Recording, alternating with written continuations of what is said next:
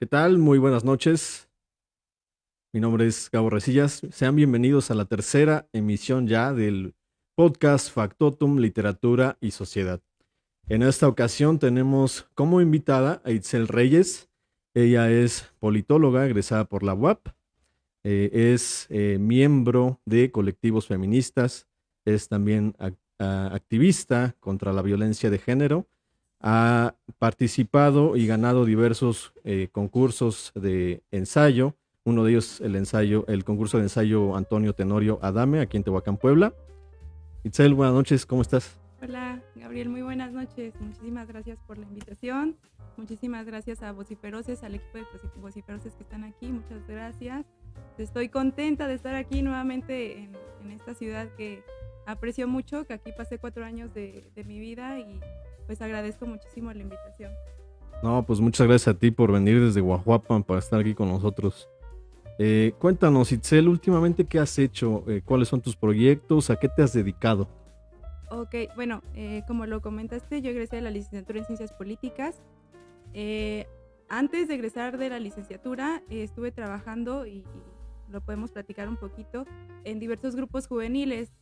Aquí fundamos el Consejo Juvenil de Tehuacán. Estuve también como miembro fundadora en Ateneo Nacional de la Juventud hace aproximadamente como 6, 7 años. Y después de terminar la licenciatura me dediqué un poquito más al ámbito académico y a estudiar un poquito más sobre la perspectiva de género y el género. Y hasta hace unos días estuve en colectivos feministas de la Mixteca oaxaqueña, en donde se incidía en temas de violencia de género, entre otros. Cuéntanos un poco más acerca de esta última parte que nos mencionas. ¿Cómo es que tú te acercas a estos colectivos feministas? Y algo que me, que me llama mucho la atención y que me interesaría que tú nos explicaras es cómo es la organización al interior de estos colectivos feministas. Ok, pues la verdad es que, y muchas de las compañeras, espero que me estén escuchando, lo van a saber y creo que cuando me despedí de ellas les pude comentar que fue uno de los proyectos más importantes de mi vida, porque en este año y medio he puesto sobre la mesa muchísimas cosas que antes solamente se estudiaban dentro del ámbito de la academia, pero que no se eran plasmadas pues ahora sí en la realidad, ¿no? Y sobre todo en la realidad de la Mixteca oaxaqueña. ¿Cómo me acerqué? Pues fue muy, muy curioso, porque soy fundadora, o bueno, fui fundadora de esos colectivos, en donde todo surgió como con la idea de preparar una marcha del 8 de marzo en 2020. Había muchísima inquietud en Guajuapan de León por realizar una marcha, pero había ahí la cuestión de que había hombres que querían participar y querían ser protagonistas de estas marchas. Entonces hubo un cúmulo de mujeres, y debo decirlo, mujeres jóvenes que quisieron participar en esta marcha, pero no con hombres, porque al final de cuentas nosotras tenemos por ahí establecido que el amigo o hermano o el padre de una puede ser el agresor de otra. Entonces no se sentían seguras al estar marchando con esas personas. Posteriormente, pues yo dije, bueno, vamos a hacer un bloque separatista dentro de esta marcha. Y muy fácilmente empecé a contactarlas por redes sociales y las compañeras respondieron muy bien, y de ahí se empezó a hacer como esta conexión, estas redes entre varias compañeras, y fue así como se organizó la primera marcha en Guajuapan, y fue exclusivamente de mujeres. Al final ya no hubo una participación de hombres. A partir de eso, y muchas ahí teníamos la inquietud de seguir trabajando por temas hacia las mujeres, porque veíamos que había una poca participación en estos temas, tanto en el ámbito de gobierno o en todos los temas. Había muy poca participación, pero muchísimas ganas o intenciones de hacerlo. Las compañeras, bueno, empezamos como a organizarnos y empezamos a fundar el colectivo, y empezamos pues desde lo más básico, ¿no? Desde empezar a conocernos, a hablarnos, a saber quiénes éramos, y a partir de ahí comenzamos a ver los problemas que más atacaban a la Mixteca oaxaqueña. Uno de esos temas, y que bueno, ya viene saliendo más a la luz, es el tema de la violencia cibernética. Entonces, a partir de ahí, con el apoyo de varias compañeras y de algunos hombres, pues empezamos a trabajar en temas de violencia de género y empezamos no sé, de alguna manera nos dimos a conocer. Y lo curioso es que muchas mujeres se acercaban a nosotras, muchas mujeres sin conocernos, sin saber quiénes éramos, no veían una opción ir, por ejemplo, al Instituto de la Mujer aquí en Oaxaca, ¿no? Veían como opción a refugiarse en nosotras al y colectivo. y tal vez nada más pues hablar sobre lo que les había pasado. A veces nada más hablar sobre lo que nos pasa a las mujeres o las violencias diarias que se viven es inclusive hasta sanador. Entonces muchas de ellas se acercaban a nosotros para contarnos, inclusive para sumarse. Entonces ahí es donde empezó a crecer un poquito más, y ahorita pues es lo que es la Mixteca oaxaqueña, y creo que es uno de los colectivos más grandes de Oaxaca. Como te dije, hasta hace unos días estuve participando ahí. Y pues nada, yo agradezco profundamente a las compañeras el apoyo que recibí durante este año y medio, y agradezco haber encontrado a tantas mujeres. A ver, tres. La primera, hablaste sobre violencia cibernética. Sobre ese tema está bien interesante, por ejemplo, la historia de Olimpia, ¿no? La ley Olimpia. Cuéntanos un poco acerca de esta ley, porque me acuerdo que en algún momento conocimos a Olimpia. Y sí fue bien impresionante de que después yo la veía en las noticias ya nacionales, y de que fue una lucha que ella impresionante, ¿no? Sí. Y que logró que se aprobara esta ley a nivel federal. Cuéntanos un poco acerca de esta ley Olimpia. Ok, bueno, pues sí, efectivamente, cuando estuve en el Ateneo Nacional, tuve la oportunidad de trabajar en su momento con Olimpia. Ella se dedicaba más a este tema, al tema de la ciberseguridad, de la violencia cibernética, lo que le llamaban en el momento. Y la verdad es que, y debo de decirlo, ¿no? Creo que para formarnos como feministas, primero nos debemos de ver desde una postura patriarcal. Todas empezamos siendo patriarcales. Entonces, a partir de entender esta postura, sí, es como podemos visualizar nuevos rumbos para poder entender el feminismo. Entonces, atendiendo a ese punto, yo en su momento, la verdad es que lo que veía de Olimpia no me parecía muy claro, no me parecía, no sé, no lo veía como importante. Yo veía a lo mejor otros tipos de violencia como más fuertes y que pegaban más, ¿no? Pero obviamente, y yo creo que nos pasó a muchas con el tiempo, viendo la historia de Olimpia, viendo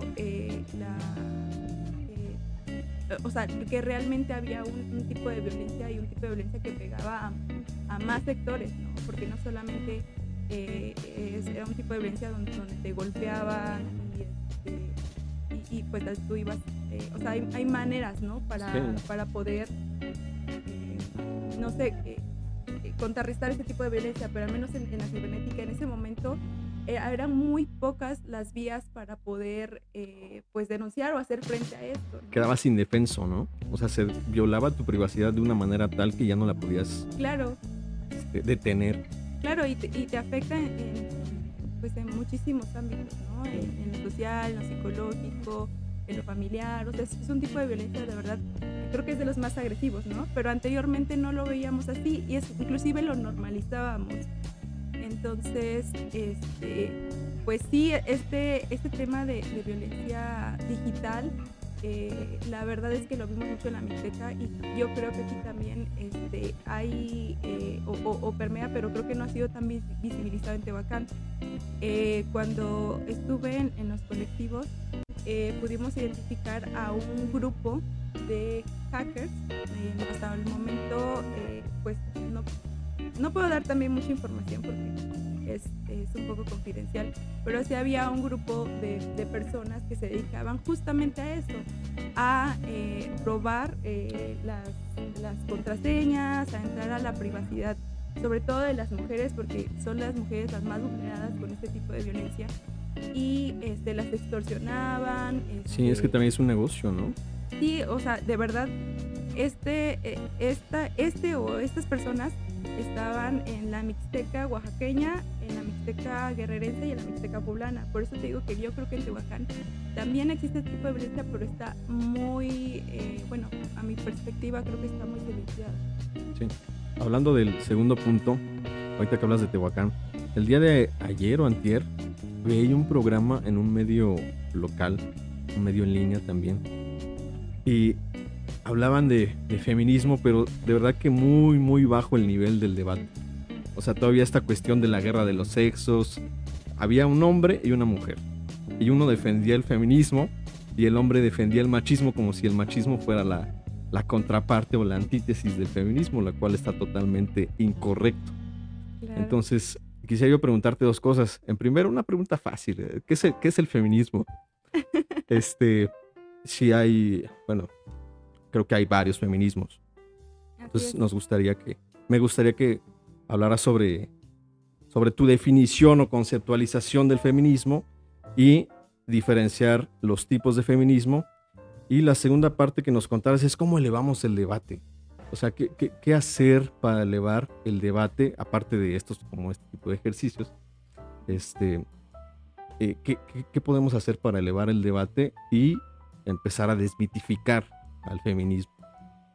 Ok, perfecto. Mira, y justamente a mí me gustaría tratar un tema porque también aquí en Vociferoces salió, se podría decir, una opinión y lo tengo anotado, de Eduardo Cortés. Caray. Eduardo Cortés hablaba acerca y le ponía un título que de verdad, pues, creo que se debe de replantear, que le ponía hombres en la lucha de las mujeres, ¿no? Ah, ya sé de quién hablas. Sí. Entonces, pues, sin el afán o sin ningún no tipo es la de posición afán. Oficial de Vociferosos. No, pero la mía sí. Sí, pero, no digo, las opiniones son a título personal. Sí, claro. Entonces, bueno, esta nota que salía hablaba acerca de la lucha que hacen los hombres para posicionar a las mujeres, incorrecto, ¿no? Entonces, me parece que desde ahí deberíamos empezar. Deberíamos primero empezar por entender desde dónde inicia para poder entender cuál es el objeto de la lucha, ¿no? Entonces, por ejemplo, en este sentido, me preguntabas para mí qué es feminismo. Para mí, feminismo es la posición política en donde las mujeres nos vemos como sujetas políticas. Es decir, las mujeres como sujetas políticas en el sentido de que entendemos que estamos dentro de un sistema, en una posición dentro de un sistema donde se nos violenta o donde hay un tipo de discriminación hacia nosotros, ¿no? Entonces, eso para mí es el feminismo. Y te comentaba esto porque creo que es importante que entendamos a partir de ahí y no solamente, o sea, yo entiendo que hay hombres que les interesa el tema, pero creo que sí se debe de analizar muy profundamente antes de, pues tal vez de tomar un posicionamiento o de, pues, por ejemplo, en este caso, escribir un título como Hombres en lucha de las mujeres. Y no es nada en contra del compañero, saludos compañero, en algún momento a lo mejor nos vamos a conocer, pero sí creo que debe primero atender las realidades que existen, ¿no? Porque creo que lo principal o la idea principal de que los hombres sean a lo mejor partícipes en la lucha es realmente no protagonizando una lucha que no corresponde, ¿no? Sí. O sea, han pasado muchísimos años en donde las mujeres hemos luchado por nuestras reivindicaciones y apropiarse de una lucha creo que no es lo correcto. Digo nosotras porque creo que es importante mencionar que mientras hay una mujer que sea sometida, explotada, violentada, no va a existir una mujer libre. Y es de ahí donde deriva el feminismo, no solo en la lucha individual, sino de nuestras, no solamente de nuestras violencias, sino también compartir la percepción y la idea de las múltiples violencias que atacan a distintas mujeres. Claro. Hablando sobre el tercer punto, quisiera que nos hablaras sobre,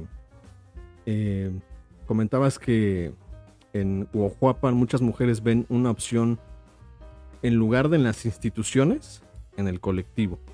Y yo me preguntaba si para el feminismo va a haber un momento en el que digamos, o en el que digan,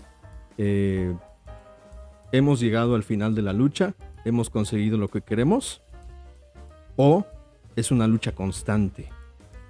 Y de ahí va el meollo de la pregunta. Ahí ¿es posible la institucionalización del feminismo? Qué interesante pregunta la del final. Pues sí, mira, participando ya Digo, perdón, porque para dar un ejemplo, o sea, se ha tratado como hacer el Instituto de la Mujer, el Instituto Poblado de la Mujer, hospitales para la mujer, pero la sociedad civil no está viendo una respuesta en esas instituciones. Lo anoto porque... Sí, no te preocupes. Sí, vamos, cuando se nos acercaban diversas mujeres, realmente yo siempre dije, esto no debería estar pasando. Sí. Porque nosotras no somos respuesta, porque también nos pedían, o sea, nos exigían muchísimo, ¿no? Y las esperen, estamos empezando. Sí, no. Pero además de eso, las personas que nos exigían eran personas que no estaban, ni siquiera empatizaban con la lucha, ¿no? Y había personas que decían, ¿y dónde están en este momento las feministas en cuestiones que ni siquiera tenían que ver con nosotras? Como lo llamaremos en la ciencia política, los free riders, ¿no? O sea, los oportunistas. Con mucho respeto. Sí. Entonces, pues había, y voy a generalizarlo, había muchos hombres que nos decían, ¿y dónde están las feministas en este lugar, no? Apoyando a tal persona. Y es que realmente nosotros no deberíamos estar haciendo esto. O sea, lo que hacemos es justamente porque vemos las realidades históricas, pero las mujeres no tendríamos por qué estar, en primer lugar, defendiendo nuestros derechos, y en segundo lugar no tendríamos por qué estar realizando esto, ¿sabes? O sea, esto le correspondería al Estado hacerlo, ¿no? El primero en defender nuestros derechos y velar porque sean garantizados. Entonces, ahí a veces, entraba yo un poquito en conflicto, porque si es que lo hago, amo hacerlo, me gusta estar con más mujeres, abrazarlas, sentir que tenían el apoyo y que yo tenía el apoyo de ellas, pero realmente hay algo que no está bien, ¿no? Y es que le estamos haciendo la chamba al Estado, creo. Es que es como esta encrucijada de o lo resolvemos comunalmente entre nosotros, o le exigimos a las instituciones que lo hagan. Claro. No sé si en eso se dividan dos tipos de feminismo, uno que sí crea en las instituciones y uno que a lo mejor busque sus propias respuestas. Sí. ¿Es algo así? Sí, definitivamente. Y lo que comentabas, no hay un solo tipo de feminismo, hay distintos tipos de feminismo.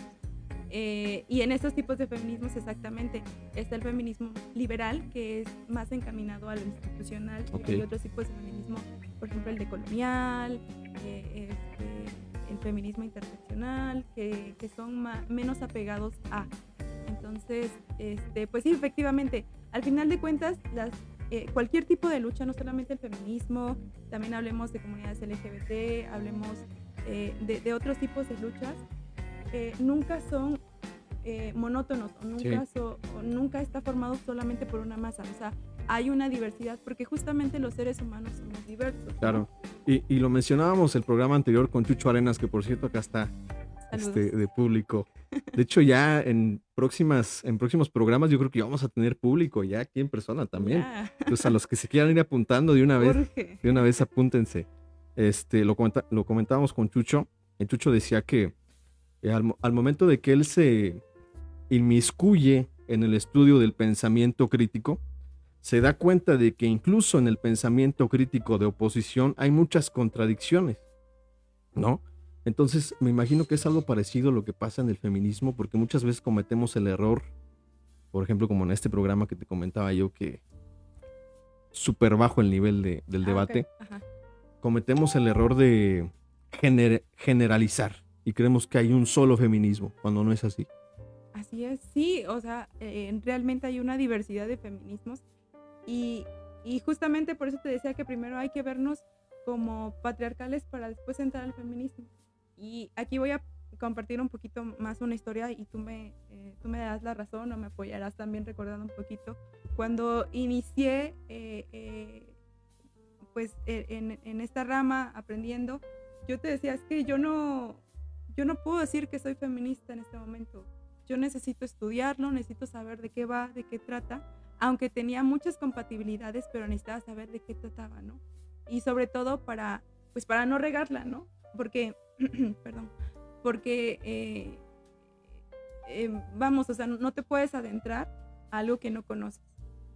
Entonces, a partir de ahí, pues empecé a estudiarlo y demás, y cuando dije, va, o sea, creo que tengo las herramientas suficientes, hay una deconstrucción constante de mía, y yo sé que de muchas compañeras, eh, a, a, partir de que empiezas con feminismo, siempre te vas deconstruyendo, siempre, siempre, siempre, siempre, siempre. Inclusive vas encontrando nuevas formas, como te lo decía, de interseccionalidad, ¿no? Por ejemplo, hace aproximadamente unos 2 años fue que tomé el taller de teoría CRIP y entonces ahí entendí otro tipo de interseccionalidad que iba más enfocada a la discapacidad, ¿no? O sea, estamos hablando, por ejemplo, de mujeres que también tienen, además de ser mujeres y de ser discriminadas por ser mujeres y de tener este tipo de, pues de desventaja ante los varones, también tenían, por ejemplo, lo que se le llamaba el capacitismo, ¿no? Atrás de ellas, ¿no? Entonces también, pues es saber esas realidades de las mujeres en donde no solamente eres mujer y no solamente te discriminan por ser mujer, eres una mujer, por ejemplo, indígena, sí, eres una mujer pobre, eres mujer con una discapacidad. Entonces, también entender todo este tipo ahora sí, de vertientes, de cómo los que hay a través de una persona es como podemos también pues, poder captar la forma de violencias. Ahí apenas estaba yo recapitulando algo que me parecía muy interesante porque también creo que me pasó.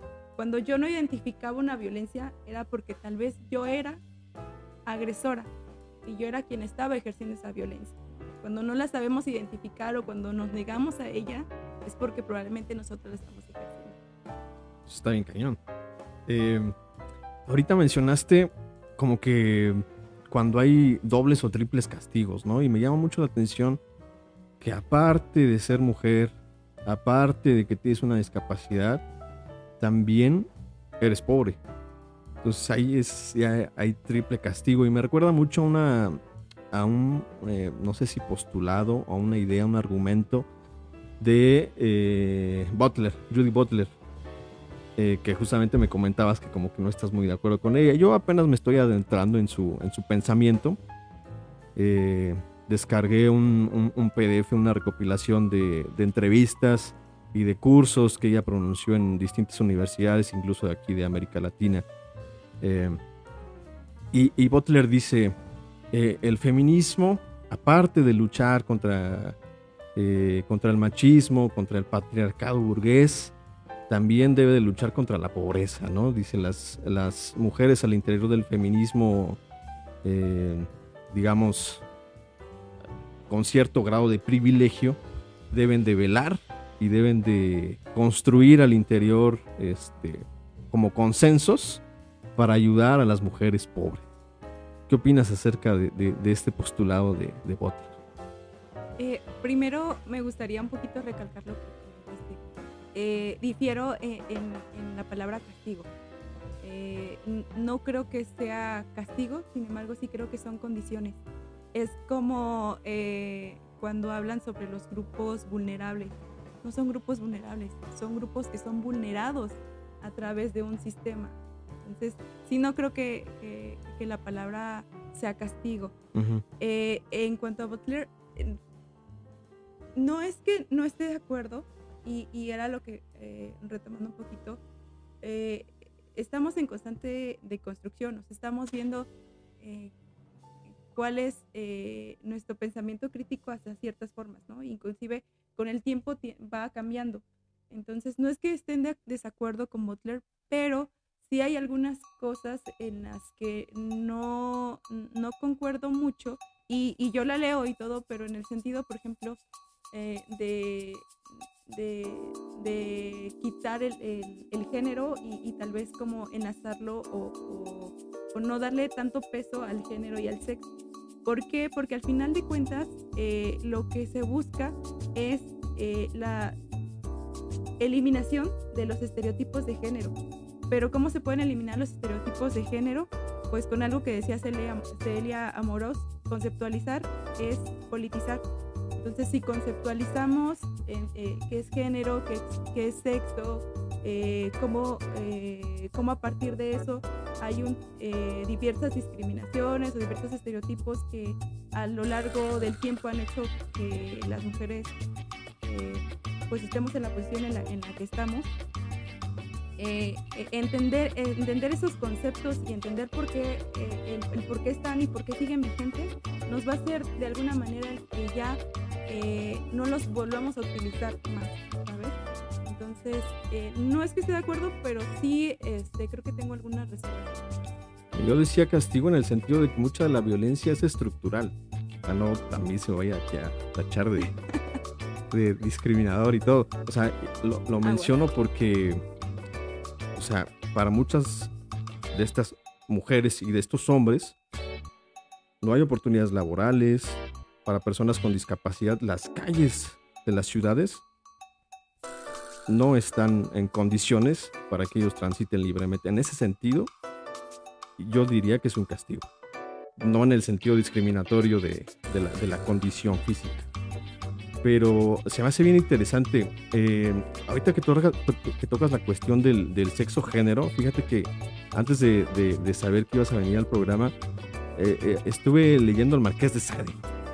No sé si tú seas lectora de Sade. No. Muchas personas podrán decir, bueno, ¿y Sade qué tiene que ver? Pues fíjate que en las 120 jornadas de Sodoma y en la filosofía del tocador hay algo bien interesante en cuanto al sexo género. Y es esta cuestión de que para Sade el sexo no necesariamente condiciona el género. Ya sabes, en esta, para las personas que no hayan leído tal vez las 120 jornadas, es esta narrativa de cuatro amigos que se ponen de acuerdo para tener una mega orgía de 120 días. Entonces, Mamá, no escuches esto. es un sacerdote, critica a la iglesia, ¿no? Es un señor acaudalado, critica a la burguesía. Un conde, crítico a la realeza, ¿no? Y un presidente crítico a la política.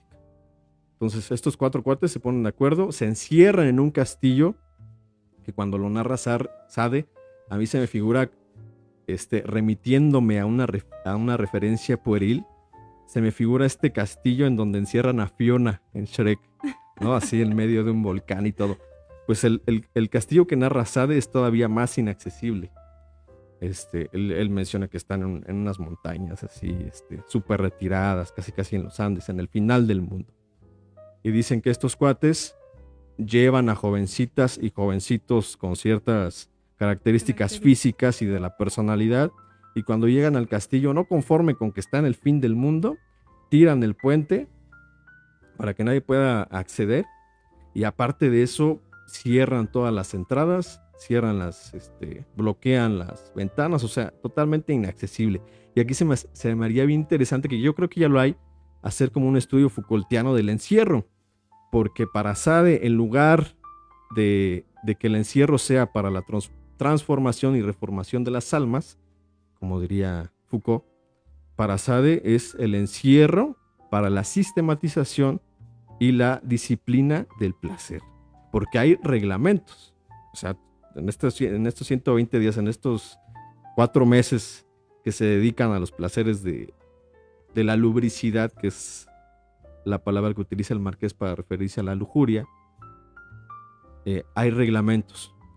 Y los reglamentos son así de que desayuno a las 9, servido por las mujeres, por ejemplo, desnudas, ¿no? Y así. Y luego una orgía en la capilla, burlándose de la religión. Y a las 12, la comida, ojo acá, la comida servida por las mujeres vestidas de marineros y por los hombres vestidos de damiselas, ¿no? Y no solamente es una cuestión de travestismo, sino que es una cuestión también ya de transexualidad, porque aparte de eso dicen, o sea, los hombres tienen que adoptar la actitud de una mujer y viceversa, ¿no? Entonces, digo, también limitado el marqués por los prejuicios de su época, ¿no? Sí, claro. O sea, él todavía veía el género como algo construido y el sexo como algo inamovible también. Entonces, se me hace bien interesante, tú dirás, ¿por qué te estoy echando todo este rollo? Se me hace bien interesante la cuestión de Sade, porque al mismo tiempo, en la misma época, dos de nuestras grandes vacas sagradas para los que estudiamos ciencias políticas y algunas otras ciencias sociales, Kant y Rousseau, decían, por ejemplo, Kant en su libro Lo Bello y lo Sublime, decía que las mujeres no debían dedicarse al estudio trabajoso y a la reflexión penosa, porque eso les quitaba su encanto. Al mismo tiempo que Sade decía estas cosas. Y Rousseau también decía en el Emilio, que se le acusa de ser una de sus obras más misóginas y más machistas. Rousseau decía, tanto los hombres como las mujeres, los hombres no deben de aprender actividades que les son propias a las mujeres, y las mujeres no deben de aprender actividades que les son propias a los hombres, ¿no? Entonces, por eso tal vez no debamos de juzgar al marqués con la moral de nuestra época, porque también se equivocaba, pero sí se me hace bien interesante cómo al mismo tiempo de que Rousseau y Kant eran misóginos y eran machistas, Sade ya estaba pasos adelante. No sé qué opinas de esta cuestión. Pues creo que, bueno, definitivamente yo no soy fan del Marqués de Sade. Sobre todo por cómo es la narrativa hacia las mujeres. Y de ahí he ido descartando varios autores por eso. Pero a mí me parece interesante en el sentido de que hay algunas cosas, ¿no? Digo, desconozco y a lo mejor me puedes platicar un poquito más, pero en el sentido, por ejemplo, del placer. O sea, el placer, al menos en las mujeres, ha sido un tema en el que ha sido muy callado, en el que las mujeres prácticamente por mucho tiempo se les negó el sentir placer. Entonces, a lo mejor me puedes contar un poquito más cuál era la perspectiva de Sade y cómo cómo lo visualizaba, ¿no? En ese momento el placer, porque hasta donde tengo entendido creo que nada más era como más referido hacia hombres, ¿no? ¿Sabes? O sea, como que el placer solamente iba hacia los hombres. Fíjate que no, porque en la filosofía del tocador, que por cierto, como dato curioso, estas dos obras, o sea, para que nos demos una idea de la vida loca que llevaba el Marqués de Sade, estas dos obras son inacabadas, son inconclusas. O sea, lo que tenemos son borradores. Incluso las 120 jornadas tienen notas al margen. Y esto porque el Marqués pierde los manuscritos de ambas obras antes de terminarlas y de acabarlas, de pulirlas, digamos. Pierde los manuscritos y pues acaba publicando los borradores que tiene. Pues acaban salvando los borradores que él tiene. Que de hecho, una de las ideas principales de Sade, aquí me voy a desviar un poco de tu pregunta, perdón, es esta cuestión de que el dinero es el medio por excelencia para llegar al placer. O sea, tanto el bien mayor como el enemigo para Sade es el dinero. O sea, si tú tienes dinero, vas a tener una vida asegurada para el placer, y eso es lo que deberías de hacer, dice el Sade. porque la naturaleza te obliga o te debería de obligar a que sigas lo dionisíaco, ¿no? Y, perdón que te interrumpa, y creo que de alguna manera eh, sí lo retomaría. Creo que sí hay algo de verdad en esto, en el sentido de que, por ejemplo, los hombres, o la mayoría de los hombres que tienen una capacidad económica, tienen la oportunidad de comprar placer, ¿no? Sí. Entonces, y es por eso que también, vuelvo al mismo punto, para las mujeres ha sido muy relegado o muy negado, ¿no? Porque además, pues de muchísimos factores sociales, religiosos, en donde se les niega a las mujeres, en el caso, por ejemplo, de las mujeres también que no, bueno, ese es otro punto aparte, ¿no? Sobre la abolición, pero las mujeres no pueden pagar eso, ¿no? Y por ejemplo, ya me voy a desviar del tema, pero por ejemplo hablando, no sé, de juguetes sexuales o de algún otro tipo de, pues no sé, de cosa, hablando precisamente solamente del tema sexual, pues son costosos y hay mujeres que no pueden entrar y pues, vamos nuevamente a lo mismo, las cuestiones sociales, religiosas, que te limitan mucho para eso. Sí. Bueno, al punto que iba de la filosofía del tocador, que bueno, está escrita en forma teatral y el argumento más o menos es de que son 2 días de lecciones que una mujer adulta imparte a una adolescente. Una mujer adulta y su hermano y uno de sus amigos. Y estas lecciones van totalmente, directamente, contundentemente y sin tapujos a aprender sobre el placer, sobre cómo esta adolescente puede obtener placer, ¿no? Entonces, ahí la idea de que el placer era solo para los hombres, para el SADE, pues yo creo que ya queda medio endeble, porque fíjate que hay una parte bien interesante de la filosofía del tocador en donde la mujer adulta le dice al adolescente, le dice, tú tienes tu deber, lo que te dicta la naturaleza es poner el placer por sobre todas las cosas, por arriba de todas las cosas. Te van a llamar puta, te van a llamar zorra, pero a ti no te tiene que importar. Si es gente que no ha entendido la finalidad de la vida. Y dice, incluso si estás casada, que es algo totalmente transgresor lo que le dice, por lo menos a la moral de la época. Si estás casada y se te antoja tener relaciones con otro hombre, si tu esposo es un hombre educado, es un hombre fino, es un hombre inteligente, no se va a enojar porque el otro hombre te haya dado placer, al contrario, va a estar gustoso. Esas son cosas que dice el Sade, el Marqués de Sade, en el siglo XVIII. Sí, pues como me lo mencionas, creo que sí está, o sea, creo que sí es un poquito de la cosa, creo que inclusive ahorita sigue siendo escandaloso, ¿no? O sea, el decirlo y demás sigue siendo escandaloso. Pero bueno, vuelvo a lo mismo y retomo algo que me gustaría también pues comentarlo ahorita a raíz de lo que platicaste acerca de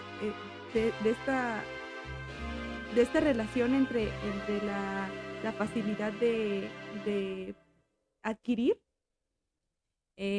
a través de un bien económico, ¿no? O sea, hay una de las cosas que soy muy crítica y es justamente en la explotación del cuerpo, ¿no? Y hablando en términos, por ejemplo, de prostitución o de lo que se le llama nuevos liberalismos, en el sentido de que, por ejemplo, hoy en día tenemos muchísimas páginas en donde hombres y mujeres pueden desnudarse y les pagan por ello, ¿no? Al final de cuentas es una explotación del cuerpo y se te maneja en términos económicos neoliberales. O sea, tenemos entendido que para el neoliberalismo todo puede ser comprado y todo puede ser vendido. Y entonces, ¿quiénes generalmente son las personas que pueden comprar? Quienes siempre han tenido el poderío económico, ¿no? ¿Y quiénes son quienes se tienen que vender? Pues siempre han sido históricamente las mujeres. Entonces, a mí me parece por este lado interesante como ver, hay quienes dicen que el patriarcado es resultado del capital, y ahí vemos quienes tenemos en cuenta que bueno, yo creo firmemente que el capital es resultado del patriarcado. Entonces, pues a raíz de eso creo que una de las principales como luchas que se debería atacar primero es la del mercado, la de la explotación del cuerpo por otro hombre. Es bien interesante lo que mencionas. Y se me viene a la mente este fenómeno del OnlyFans. ¿Has escuchado hablar del OnlyFans? Justamente por eso te lo platicaba. Y es que es bien interesante porque, digo, hay tanto hombres como mujeres que tienen OnlyFans. Y no me asombraría que hubiera tanto hombres como mujeres que compraran OnlyFans. Digo, a mí se me hace una tontería. Y, o sea, si comprar OnlyFans, o sea, pagar OnlyFans se me hace una tontería. Y se me viene a la mente también, o sea, toda esta cuestión de la pornografía. O sea, esta cuestión que a lo mejor es gratis, pero que también es un abuso. O sea, las compañías de pornografía pagan unos cuantos dólares por escena o por contrato a los actores y actrices pornográficos, y luego esas mismas compañías pornográficas filtran los videos en páginas que son gratuitas, pero que ganan millones en publicidad.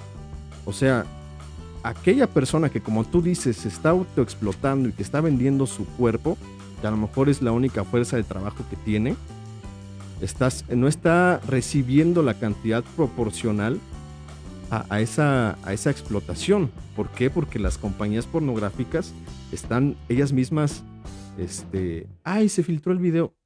Son ellas mismas. Y los filtran y se venden en páginas que son, como lo repito, o sea, son gratuitas, pero que tienen publicidad y que la gente las consume por montones.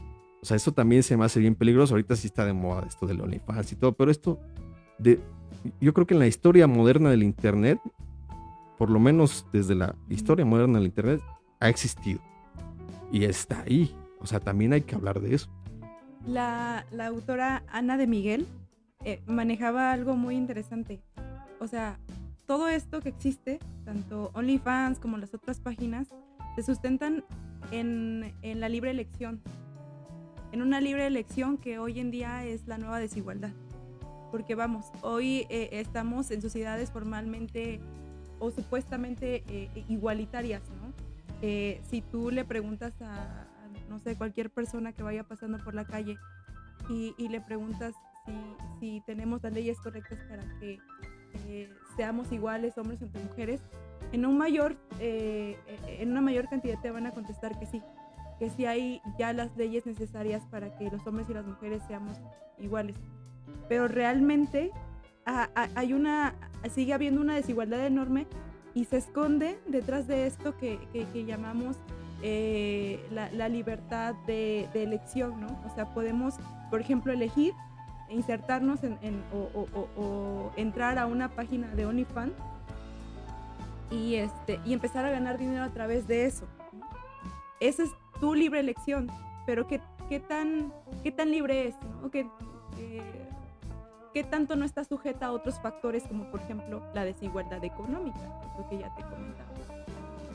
¿Qué tanto no influye los factores de la desigualdad, no sé, las ganas de superación, o también este modelo o este sistema que te vende que tienes que viajar a tantos lugares para poder ser exitoso, también ese tema del éxito y del fracaso, o sea, hasta dónde llega tu éxito y hasta dónde tienes que meterte para decir yo ya soy exitoso, y en qué punto estás en donde dices estoy en un fracaso, ¿no? Entonces estos mismos dos temas te meten esta idea en la cabeza en la que te dicen, bueno, yo puedo elegir entonces, y también viene esto, lo que, algo muy ahorita en tendencia, lo de el pobre es pobre porque quiere, ¿no?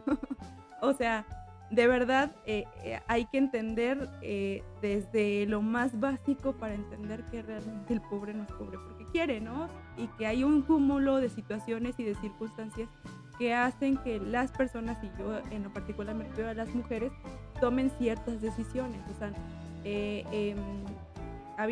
me acuerdo mucho que decías el hombre y la mujer son libres, pero en todas partes está sujeto. Vive encadenado, ¿no? Vive encadenado. De Rousseau, que ya no me está gustando tanto, fíjate.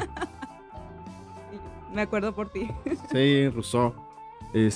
Pero ahorita que menciona, bueno, que estamos hablando de todo eso, se me viene a la mente, por ejemplo, esta cuestión que dice Slavoj Žižek, cuando dice el hombre, tanto el hombre como la mujer, tienen derecho a cosificarse. O sea, un poco inspirado en esta idea de la libertad radical de Jean-Paul Sartre, que la idea de Sartre está bien loca también. O sea, es este rollo. Él pone un ejemplo. Dice, imagínate que te acaban de secuestrar y te están preguntando también en dónde está tu familia, ¿no? O sea, tú eres libre estando secuestrado, o sea, nos imaginamos la situación clásica del secuestro, ¿no? Estando ahí, tú tienes la libertad incluso de decirles o no dónde está tu familia. O sea, ese es el concepto de la libertad radical de Jean-Paul Sartre. Y en esto se inspira un poco Slavoj Žižek para decir, la mujer también, en un sentido de libertad radical, también tiene derecho, por ejemplo, a subir sus fotos a OnlyFans. ¿Qué opinas de esta cuestión? ¿Es válida esta visión de la libertad radical? No. Y es justamente lo que te platicaba. O sea, la desigualdad puede aplicar en muchos sentidos, pero inclusive, o sea, no tiene que ser puesta sobre la mesa. O sea, hay tantas cosas a las que se están sujetas y que están por debajo, que ni siquiera podemos visualizarlas, ¿sabes? Y es lo que te comentaba, o sea, las violencias que no ves es porque probablemente tú eres quien las está ejerciendo. Por ejemplo, en el caso, había otra página, ¿no? La de Pornhub, algo así, en donde... Bueno, hay miles. Sí, ¿no? Bueno, en esta página, por lo que yo llegué a saber, se supone que era una página específicamente en donde se hablaba sobre, donde había pues videos sexuales, ¿no? Supuestamente consentidos. Entonces... ya sé que estás hablando. Sí, llega un momento en el que se dan cuenta que el 70% de su material que tenían en esta página no era de personas que tenían consentimiento para subir estos videos. Entonces, y que de verdad había cosas espantosas, horrendas, en donde, pues sí, o sea, lamentablemente mucho de lo que pareciera ser consentido, y muchísimas personas lo lamentaron, que es lo peor, donde pareciera ser consentido, hay muchísimas otras vertientes que no vemos y que se están invisibilizando. Sí, bueno, yo estoy hablando del caso en especial, o sea, eso que tú mencionas, totalmente inaceptable. Pero, o sea, yo estoy diciendo de esta persona, tanto hombre como mujer. Digo, no solamente igual nos estamos refiriendo a las mujeres, o sea, también hay hombres que se toman fotos, que se toman videos y los venden en OnlyFans. O sea, para ti, un feminismo no aceptaría esta libertad de autocosificarse. Mira, es que autocosificarse, si tú lo manejas en ese término, yo creo que ningún feminismo te va a decir que está de acuerdo, ¿no?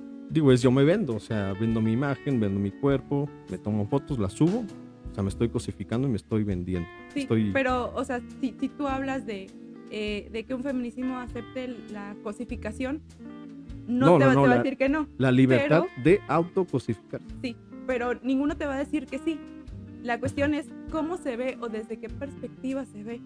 A lo que voy es, por ejemplo, no le van a llamar cosificar, pero le van a decir lo que te decía, la libertad de elección. Entonces podemos hablar a lo mejor de un tipo de feminismo que está a favor de la libertad de elección. Es como por ejemplo el feminismo liberal, que está de acuerdo con la prostitución, y que a lo mejor también lo que busca es una legalización, tal vez protección a las mujeres que ejercen esta práctica. Ajá. Y vamos, o sea, este feminismo está de acuerdo en contraposición, por ejemplo, con un feminismo radical que es totalmente lo contrario, ¿no? Es abolicionista. Entonces, pues, es a lo que voy. No te van a decir que están de acuerdo con cosificar, pero sí manejarlo en otros términos. Ok. Ahorita que estamos hablando de esto, me da mucha curiosidad preguntarte, ¿el feminismo va cambiando? ¿El feminismo se va transformando? ¿O cómo es? O sea, podría ser una pregunta atrevida, preguntarte, ¿el feminismo es dialéctico o cómo? O sea, va relacionado con la pregunta que te hice en un inicio, ¿no? Esta cuestión de que si ustedes ven como que un final de la historia en donde, digamos, que ustedes digan, compañeras, hemos alcanzado el objetivo y hemos derrumbado el patriarcado, etcétera, o va a ser una lucha constante. Es una pregunta sencilla y fácil. Creo que, híjole, definitivamente creo que personalmente yo no voy a llegar a decirlo, ¿no? O sea, me gustaría que yo, mis compañeras, mis sobrinas, mis hermanas de lucha, llegáramos a ver eso y decir, lo hemos tirado el patriarcado. Pero realmente creo que falta muchísimo, demasiado. Si te cuento una anécdota, te conté que en alguna ocasión me invitaron a dar una charla aquí en Tehuacán, en una universidad, acerca de, con el marco del 8 de marzo, era como que por esas fechas. Entonces me invitaron a dar como una plática, eligiendo el tema que yo quisiera. Entonces lo que hice fue preparar un tema, y mi tema, la verdad es que no me acuerdo muy bien cuál era exactamente el título, pero tenía que ver como que la relación del cuerpo feminismo con la estructura patriarcal y fascista y capitalista. Entonces ese fue mi tema, ¿no? Y yo me sentía muy bien, me sentía preparada para darlo. Entonces llego a la universidad y me encuentro con esto que tú me preguntaste, ¿quién era el público? El público no había absolutamente nadie, eran universitarios, pero no había absolutamente nadie que estudiara las ciencias sociales. Era más entre fisioterapeutas, candidatos a fisioterapeutas, eran más como del sector salud, y entonces empiezo mi ponencia, y realmente lo que veo en el público es más como una confusión, ¿sabes? Porque vamos, o sea, yo entendiendo desde mi perspectiva, desde lo que yo he trabajado, desde lo que yo he estado haciendo, no visualizaba que hay también, o sea, que hay universitarios que no entienden ni siquiera qué es género o qué es perspectiva de género, ¿no? Entonces, empezar desde lo más básico, que tal vez sería esto que te estoy platicando, es la oportunidad para arrancarlo, pero es a lo que voy, creo que falta muchísimo. O sea, si universitarios, o por ejemplo en ese momento que fue hace aproximadamente 1 o 2 años que di esta charla, preguntaba si conocían a la ley Olimpia, ¿no? Que en ese momento apenas estaba como aprobándose en varios estados, y nadie sabía sobre el tema de la ley Olimpia, cuando era para mí algo así como que súper básico. Sí. Entonces creo que va a ser muy complicado que yo y mis hermanas de lucha lo veamos, pero sí lo crees posible. Claro, lo veo posible porque veo mucha empatía de muchas mujeres por eso. ¿Y cómo se vería reflejada, digamos, ese final de la lucha? O sea, ¿se va a ver reflejada en la sociedad civil, en un cambio de conciencia, en una institucionalización? ¿O cómo se va a ver reflejado? ¿Cómo vamos a saber que ya llegamos a ese punto que queríamos llegar? Siento que esa es ya una pregunta más personal. O sea, siento que no es algo que como tal se vaya a responder, sino siento que es una pregunta ya más directa hacia mí, cómo es que yo quisiera verlo. Para entenderlo, debo de mencionar algo. Las mujeres que estamos en esta lucha del feminismo no queremos ser iguales a los hombres. Eso es definitivo. No queremos ser iguales a los hombres porque ustedes no son punto de referencia. En el sentido de que también ustedes son explotados. O sea, hay mayor número de hombres con privilegio, pero no son punto de referencia para nosotras. Entonces, sí. O sea, hay un enemigo mayor. Es que no es que sean enemigos, ¿sabes? La cuestión es que no vemos, porque podrían decir, lo que buscan las mujeres es ser iguales a los hombres. Y no buscamos ser iguales a los hombres, ni tanto física, ni tanto económicamente, o sea, no. Buscamos nuestra propia rama. Entonces ustedes, los hombres, no son puntos de referencia para nosotros, sino lo que nosotros buscamos es una emancipación completa en general vamos a hablar del patriarcado, que es donde te digo que para mí del patriarcado deriva el capitalismo. Entonces emancipación completa del capitalismo, del patriarcado y de todo aquello que nos oprime. Ok, está interesante. Hablemos sobre el aborto. Recientemente Saldívar, que a mí me cae muy bien este cuate, es un orador impresionante y la forma en la que argumenta. Que yo no creo que sea tanto orador, pero sí es muy buen, o sea, sí argumenta muy bien. Sí, no, y me gusta mucho esta cuestión que él menciona, y él lo dice puntual. Dice, estamos en un falso debate. O sea, aquí no son quienes estamos a favor de la vida o quienes estamos en contra de la vida. Eso no se puede debatir.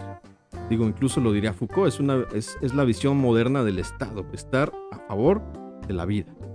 Y eso es lo que dice Saldívar, una posición genuina del Estado. Y lo dice, ¿no? Estamos a favor de la vida. De lo que se trata aquí es de qué tipo de vida estamos a favor.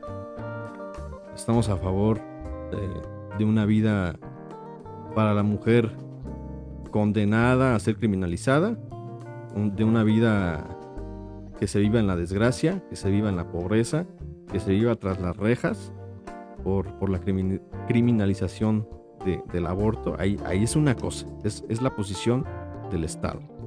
Y otra cosa que se me hace bien interesante que él lo dice es esta cuestión de que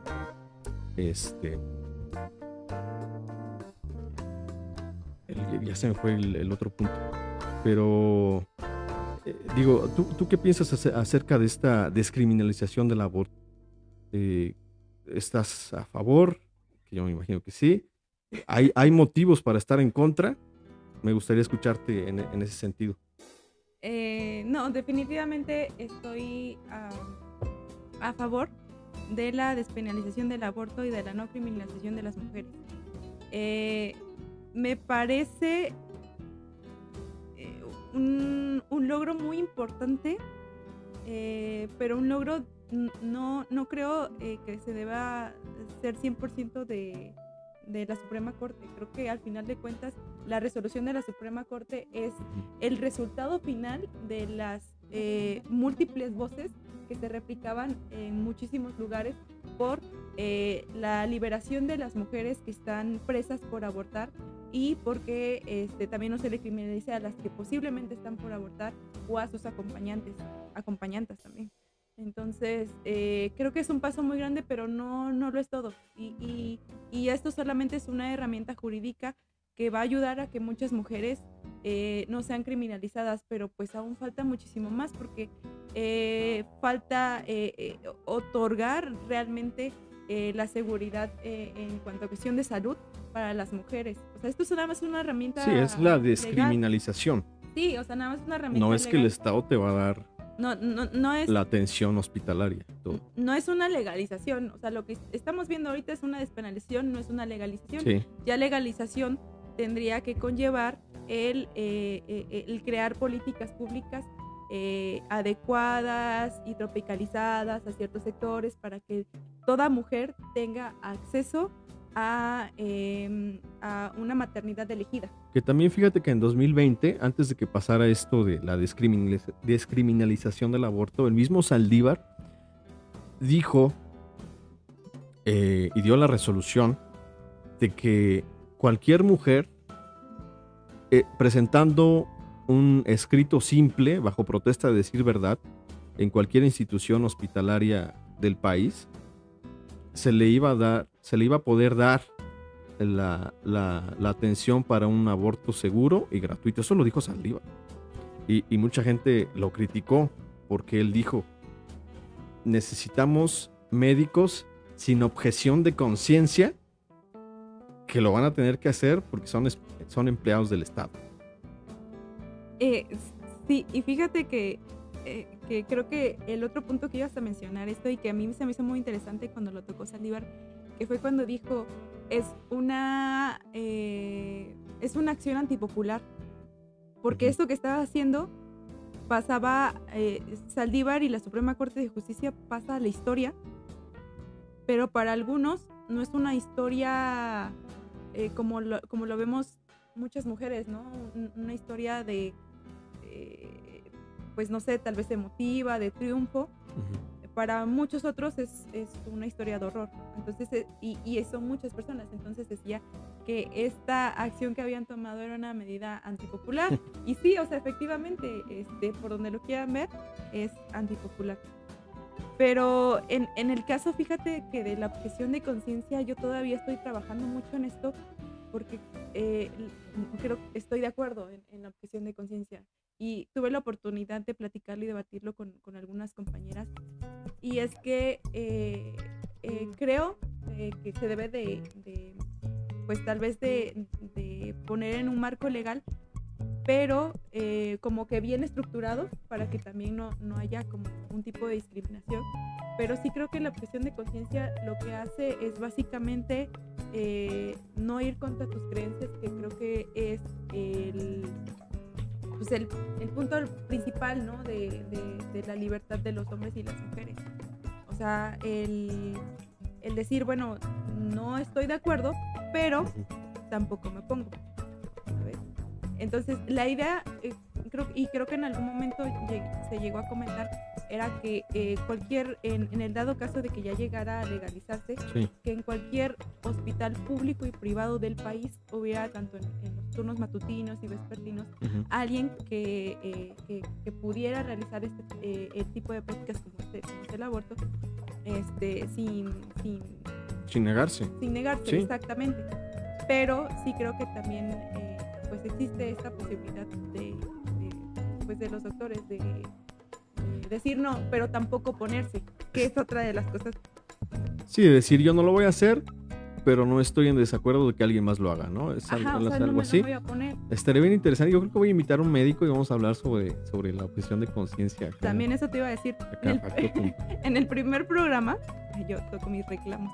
En el primer programa que envía al doctor Andrade, que por cierto saludos al doctor Andrade, mencionabas que la idea también de este programa era invitar a un artista, a alguien, a un deportista, y siempre mencionabas como que géneros masculinos, y yo decía, bueno... Pero bueno, de ahí pues, podemos pasar a nuestro siguiente tema, que es el lenguaje inclusivo, pero antes ya me acordé del segundo punto que quería tocar de Saldívar.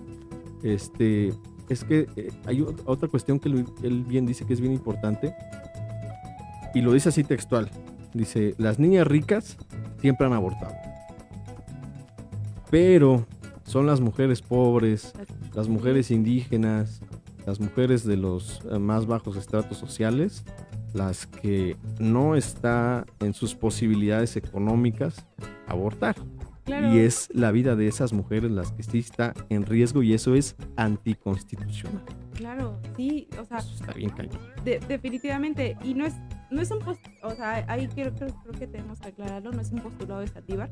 O sea, sí, esto que dijo ya se venía diciendo durante muchísimo tiempo por muchas otras mujeres, que las que mueren son las mujeres pobres, las mujeres que tienen posibilidades económicas son las que llegan a lugares seguros y les practican abortos seguros, que por cierto, o sea, ahorita lo que hace inseguro el aborto es la clandestinidad. La clandestinidad no es como tal que la práctica del aborto sea insegura, ¿no? Claro. Por ciertas condiciones. Lo que Como es, cualquier práctica sí, médica o cirugía, yo creo. claro, lo que es aquí, pues inseguro es la clandestinidad. Entonces, pues ahí, y justamente ahí derivaba la cuestión de que, pues, las más afectadas, y generalmente siempre lo han sido, son las mujeres pobres. Sí. Bueno, ya pasando a nuestro siguiente tema del lenguaje inclusivo. Recientemente yo hacía una publicación en Facebook y decía, básicamente lo que a mí me molesta es la doble moral de las personas que se quejan del lenguaje inclusivo, abogando un amor incondicional al lenguaje, ¿no? Pero luego las escuchas, las lees y tienen pésima ortografía, tienen un lenguaje muy limitado. O sea, es una doble moral, ¿no? Y yo decía, o sea, concluía la publicación y decía, ¿no será que hay otra cosa ahí subconsciente de que a lo mejor le tenemos adversión al lenguaje inclusivo por lo que hay debajo del lenguaje inclusivo? O sea, no es esta cuestión de que me molesta que utilicen la E, de que me molesta de que utilicen el todas y el todos, que de eso del todas y el todos tengo algo bien interesante ahorita, sino que hay algo de trasfondo de que en realidad me puede molestar esta cuestión del género, o sea, de la cuestión que hay por debajo del lenguaje incluyente. No sé qué pienses tú. Sí, fíjate que y se empezó mucho a tal vez replantear ese tema del lenguaje inclusivo. Eso se planteó hace aproximadamente unos 5 años atrás, Sí. en donde muchísimas de nosotras estábamos pues de acuerdo con el lenguaje inclusivo, y después empezamos a replantearlo y a pensarlo, y muchas de ellas concluyeron que el lenguaje inclusivo lo que hacía era invisibilizar nuevamente a las mujeres, es decir, o sea, utilizando la X o la E, ya no se visibilizaba nuevamente a las mujeres. O la arroba, ¿no? Ajá. Estuvo muy de moda como en los 90. Yo lo utilizo. Sí, yo también. No, pero lo que voy es que creo que es importante repensarlo, porque creo que no se invisibiliza nada, ¿sabes? Lo que puede hacerse es replantear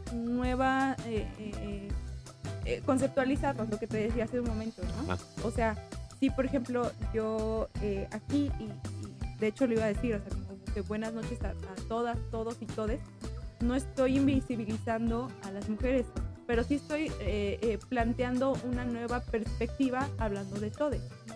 Entonces, y es uno de los argumentos de una de las olas del feminismo, que nos dice lo personal es político, y lo que no se pronuncia o lo que no se dice se invisibiliza.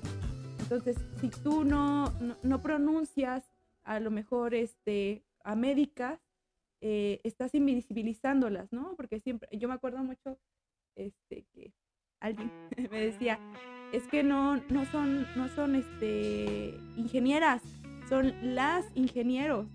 Entonces a mí y era yo una niña, ¿no? Y a mí se me quedaba en la cabeza las ingenieras. Sí, eso también me retumba a mí. Ajá. Sí, fíjate que sí. O sea, y creo que muchos crecimos con eso, y a mí me ¿no? sacaba de onda, pero ¿por qué si son mujeres? Ajá, sí, exacto. Entonces, pues justamente eso, ¿no? O sea, el que podamos decir las ingenieros abre camino o abre brecha para que podamos visibilizar a las mujeres que están trabajando en ciertos ramos en donde culturalmente no se les ha visto tanto, ¿sabes? Entonces, y luego también, o sea, tendríamos que plantear o ver ahí en el caso de la Real Academia Española, por ejemplo, yo no sé si sirve para algo la Real Academia, o sea, yo no sé cuál es el objetivo de esa institución actualmente. ¿Verdad? Exactamente, o sea, replantearte por qué la institución de la Real Academia te está diciendo qué es y cómo debe de ser, ¿no? Cuando la Real Academia Española hasta hace unos años tenía concepciones, no voy a decir las palabras, pero al menos, por ejemplo, la más tranquila era la de zorro, zorra, ¿no? O sea, que hacía unas diferencias muy, pues, muy diversas, ¿no? Ajá. O sea, cuando, por ejemplo, mencionaba que es un zorro, bueno, pues es un animal y todo eso. No, y aparte sus características, Exacto. ¿no? O sea, las características del zorro son características De positivas. audaz, ajá. El zorro es astuto, el zorro es inteligente, el zorro es fuerte. Exacto. Y todos sabemos cuáles eran las características de la zorra, ¿no? O sea, ajá, negativas. Entonces, desde ahí replantearnos cuál de verdad es el objetivo de la institución como tal de la Real Academia Española. Y también Real Academia Española, yo siempre no lo he, pues no sé, investigado como que más a fondo, pero pues entonces entender que la Real Academia Española proviene justamente de un yugo monárquico, de algo que venimos arrastrando hace más de 500 años, sí. ¿no? O sea, yo creo que la palabra tiene tanto la connotación política que proviene de una monarquía y también la connotación filosófica, ¿no? Porque, o sea, se dice real porque lo que decía el rey era la verdad. Ajá, claro. Y nadie la podía cuestionar. Entonces, pues, es una herencia que tiene la Real Academia Española de la Lengua, que lo que ella dice es lo que es la realidad y es lo que es la verdad y es incuestionable, ¿no?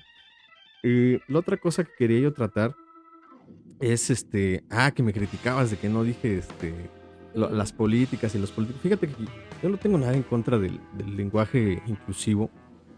Yo creo que el lenguaje es una cosa viva, es una cosa que se debe de estar reformando continuamente. Y yo no voy a hacer, y yo sería muy hipócrita si les dijera pónganse a leer, aprendan las reglas gramaticales, las reglas de sintaxis. O sea, no. O sea, cada quien puede usar el lenguaje como le plazca, y es lo que pido, que se me respete a mí. O sea, yo no quiero llegar a un punto en el que haya una policía del lenguaje, que es justamente lo que estamos criticando de la Real Academia de la Lengua. Yo no quiero llegar a un punto en el que haya una policía del lenguaje que me diga, a ver, Gabriel, tú en tu programa número 33, que esperamos que lleguemos al programa 33 o al programa 300, tú en tu programa 3256 dijiste saludos a todos, pero no dijiste a todas. Y ahí te va una multa. Yo no quiero llegar a ese tema. Y eso ahorita soy bien loco, ¿no? Pero no sé si han leído, por ejemplo, a George Orwell con 1984 o a Huxley con Un Mundo Feliz. Son cosas que pueden pasar. Entonces, la neta, no tengo nada en contra de eso, pero tampoco quiero que se me limite a mí en mi lenguaje. Fíjate que no considero que el hablar de mujeres y hombres sea un lenguaje inclusivo. Siento que ya hablando de lenguaje inclusivo es cuando invitamos a otras formas de percibirse de otras personas. Eso es lo que decía cuando hablamos de con la E, con la X, o sea, cuando ya hay otra percepción distinta a la que generalmente vemos. Lo que hacemos al hablar de las o los es visibilizar. Pero en cuanto a la policía del lenguaje, híjole. Es un nombre romántico que se me acaba de ocurrir. Sí. Escríbelo. No, pero o sea, sí creo que no. Chucho ya quiere entrar a la conversación aquí. Denle un micrófono. Sí, por favor. No, vamos. No creo que tenga que ser así, ciertamente policía del lenguaje, ¿sabes? Sí. Pero sí de alguna manera retomar sí, yo estoy exagerando, ¿eh? Ajá, sí, o sea, como el que yo te lo diga, ajá, a lo mejor es una forma de replantearte a ti ciertas cosas, ciertos términos que a lo mejor no los tenías. O sea, es a lo que voy. Nuevamente, siempre cuando estamos en deconstrucción nos estamos replanteando nuevas cosas. Y es a veces bien cañón y bien difícil replanteártelo porque a veces no terminas, ¿sabes? Sí. Cuando estudié este taller de teoría CRIP, en donde hablábamos sobre discapacidad y donde veíamos más sobre el cuerpo, el género y demás, o sea, y era de un corte antropológico, la verdad es que estaba yo todo el tiempo revolucionando mi cabeza y a veces era inclusive agotador, a veces es agotador el estarte replanteando todo porque entonces llega un momento en donde dices, ya, o sea, ya, ay, perdón, ya no, ¿Qué es la realidad? ¿Quién soy yo? ¿De dónde ajá, sí, soy? ya es donde ya no sabes, ¿no? Sí, sí, Y sí. entonces tienes que nuevamente sentar bases, nuevamente como que retomar lo que venías haciendo, pero sí es un proceso bien complicado. Entonces yo por eso te lo decía, porque a lo mejor al final de cuentas, si yo te lo comento, a lo mejor en algún momento se te va a ocurrir decir mujer, algo más con la palabra, con la letra A, Sí. o que tenga que ver algo más femenino, o sea, porque realmente te lo replanteas. Que fíjate que, o sea, esta connotación del lenguaje es política y es reciente, pero esto ya se hacía en el mundo literario. Y te voy a poner como ejemplo una de las obras que yo leí en la secundaria, El cantar del mío Cid. ¿Lo conoces? Uh-huh. ¿Lo leíste? Sí, nos obligaban a leerlo en la secundaria. Ahí en El cantar del mío Cid, que es una obra anónima, y creo que la primera obra escrita en español de la historia, Uh-huh. ahí se usaba lo que hoy conocemos como el lenguaje inclusivo. O sea, hay una parte del poema en el que Mío Cid va entrando a la ciudad de Burgos y dice, salían a las ventanas burgueses y burguesas, niños y niñas para recibir al Mío Cid y para ver cómo entraba presuroso y penoso o sea, ahí ya tenemos, pero no se hacía con una connotación política. En mi opinión, en el cantar del Mío Cid, con ese lenguaje se hacía para imprimirle más, digamos, dramatismo literario o darle un mayor énfasis, ¿no? Pero esta connotación política es reciente, pero el lenguaje el mío sí es de la Edad Media. Uh-huh. Entonces, tampoco, el lenguaje no es algo nuevo, pero la connotación política sí. O sea, espero que se entienda más o menos mi punto. Sí, lo entiendo. Y, o sea, justamente creo que eso es lo que, la idea, ¿no? Cada una de las acciones que tengan un peso político. Hablamos, por ejemplo, de las acciones afirmativas. ¿Qué son las acciones afirmativas? Pues son aquellas acciones que se hacen como de tajo, que era lo que antes le llamaban, y que creo que estaba mal descrito, la discriminación positiva. Cuando, por ejemplo, en los congresos se empezó a pedir un 50% hombres, 50%, primero creo que era el 30% y después Sí, fue como 30%, ajá, y después 50-50. Gradual. Que algunas personas les llamaban lo que era discriminación positiva, que pues, creo que para nada, no había ningún tipo de discriminación. Si tomamos en cuenta que la mayor población en México son mujeres, ¿no? Entonces, y que muy pocas de ellas accedían a los curules, ¿no? Entonces empiezan estas acciones afirmativas en donde lo que hacen es darle la oportunidad que merecen muchas mujeres para que entren pues, a diversos puestos, ¿no? Por ejemplo, de gobierno, o por ejemplo en el caso de los vagones rosa, bueno, que rosa ahí todavía tengo ya mis anotaciones, pero sí hacer como que ciertas acciones en donde se trate de que haya menos tipos de violencias, o que se ejerzan menos tipos de violencias hacia nosotras. Bien. Hay varios comentarios. Mariana Mendoza Ramírez dice: muchas personas callan por vergüenza. Sí, definitivamente. Híjole, es un tema que a mí ahorita personalmente me toca mucho, porque sí creo que hay muchas cosas que no se dicen porque no están realmente aceptadas o que son o son tan violencias tan diarias Ujú. que inclusive no te das cuenta, ¿no? Y que son un poco simbólicas, pero que realmente existe, ¿no? Lo decía, lo que ayuda o coadyuva a que se ejerce una violencia es que haya una dominación de una persona sobre otra, y en este caso de un hombre hacia una mujer. Claro. Guillermo Salomón Martínez dice, excelente programa, saludos para ambos. Saludos, Memo. Saludo. Mariana Mendoza Ramírez dice, aplaudimos estos espacios que sin prejuzgar nos presentan información y puntos de vista críticos. Gracias, Mariana, saludos. Saludos. Rosalinda Betanzo dice, excelente programa. Michelle Hernández dice, jajaja, no volveré a ver Shrek de la misma forma. Y ahora te va a recordar al Marqués de Sade. Faez Sorsal dice, saludos, saludos. Octavio Marín dice, éxito, Itzel. Ay, muchas gracias, Octavio. Eleanor Cuevas dice, aborto clandestino no significa inseguro.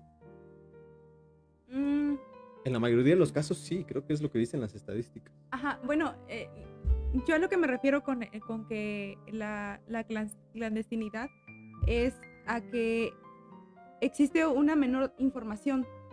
Cuando todo es clandestino, cuando hay ciertas cuestiones que son clandestinas, existe una mayor desinformación. Y un mayor riesgo. Y por lo tanto, existe un mayor riesgo, ¿no? Sí.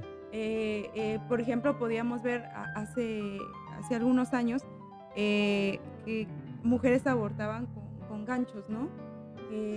Donde era o representaba un peligro muy, muy fuerte para las mujeres. O incluso desde los primeros días con el té de ruda y todos estos como brebajes bueno, eso todavía tendríamos que checarlo, pero sí. Pues son cosas fuertes, ¿no? O sea, sí.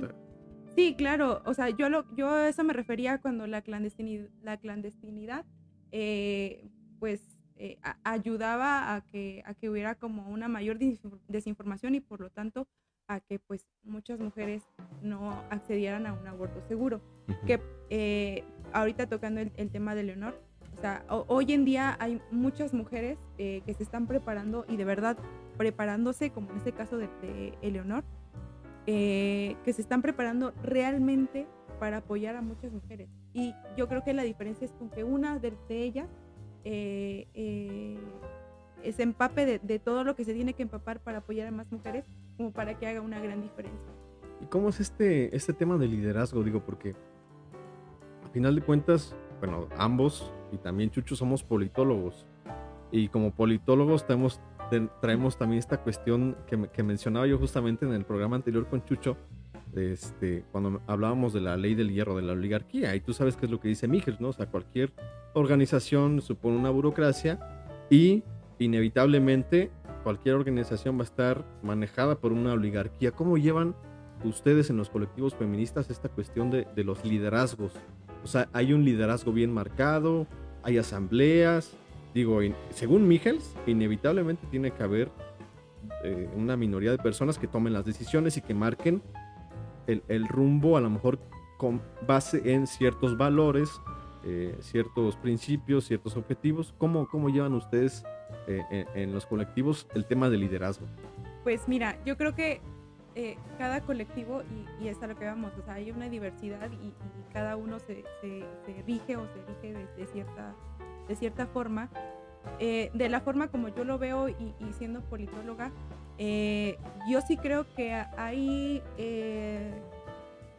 liderazgo, pero sí creo que tiene que ser muy bien cuidado para no, porque hay algo muy importante que nosotros decimos: nosotras no representamos a nadie, cada quien se representa, cada una de las mujeres, de las chicas se representan, pero sí en algún momento tiene que haber voceras, ¿no? Voceras que... Sí. Que este tema de los voceros y de las voceras está bien interesante, porque, o sea, es encarnar algo que no solamente eres tú, claro, sino que, o sea, valga la redundancia de lo que tú estás diciendo, estás representando intrínsecamente a alguien más o a muchas personas más. A una voz, claro. Sí. Entonces, desde mi perspectiva o desde mi, desde lo que yo he hecho, creo que ha sido eso, ¿no? O sea, el decir, y hay que manejarlo muy cuidadosamente porque pues sí creo que puede llegar a malinterpretarse, pero sí, no creo tanto en los liderazgos, sí creo que sí va a haber, porque inevitablemente somos seres humanos que funcionamos a través de una organización y la organización debe ser llevada por alguien, pero sí creo que esto en estos temas no debe de haber como tal un liderazgo muy, muy puntual. Lo que sí debe de haber es no sé, tal vez voceras o personas con las que tú te empatices, ¿sabes? Porque, por ejemplo, podemos entender pues a diversas feministas en el ámbito, por ejemplo, de la academia, en donde empatizamos con lo que escriben, con lo que hacen, pero no quiere decir que ellas sean la líder o que sean... o que sean el referente de, ¿sabes? Sino que son mujeres, ¿no? Que a través de su experiencia, pues, empatizas con ellas. Se vino a la mente algo bien interesante que también comentaba yo con Chucho, o él comentaba, mejor dicho, la figura del EZLN. O sea, me llama mucho la atención el tema del liderazgo del Ejército Zapatista de Liberación Nacional, porque incluso la figura del subcomandante Marcos no es necesariamente una sola persona. O sea, es como una idea, es como un valor, y hay, de hecho, creo que hace como no sé cuántos años, o sea, cambió el subcomandante Marcos, o sea, ya no es la misma persona, es otro. O sea, sí me explico, o sea, como que la idea de este liderazgo no está personificado, no está institucionalizada en una sola persona, sino que es como que un valor que vamos a seguir, y no solamente ese valor de la imagen del comandante Marcos, sino que una serie de valores que ponemos por arriba de todos nosotros, incluso por arriba de los líderes, y que todos como organización vamos a seguir esos ciertos valores, ¿no? O sea, fíjate que también en esta rama del liderazgo, o sea, si tú hablas, por ejemplo, del comandante Marcos, yo te podría hablar, por ejemplo, de hecho dice subcomandante porque el comandante es el pueblo. Sí, ya lo dice. Bueno, vamos, al final de cuentas la figura representativa de una lucha ha sido él, ¿no? O sea, es como, por ejemplo, si lo vemos en las revoluciones, hay figuras representativas. Fíjate que, o sea, lo que me refiero es que el subcomandante Marcos no es una persona, es una idea. No sé si ya quedó un poco más claro con eso. Sí, o sea, no es de que a lo mejor el subcomandante Gabriel, ¿no? O sea, va más allá de la persona. Híjole.